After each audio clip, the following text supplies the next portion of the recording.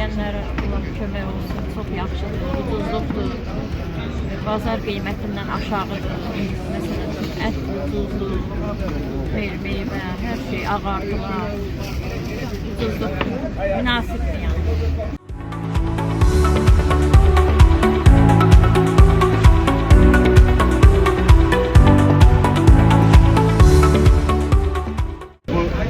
Yarmarka düzəldiblər burada.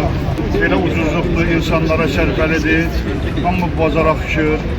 Gözəl təşkil olunubdur. Allah hamısının canı salamat eləsin. Dövlətimizin bayrağımızı eləsin. Həmişə qalib eləsin inşallah.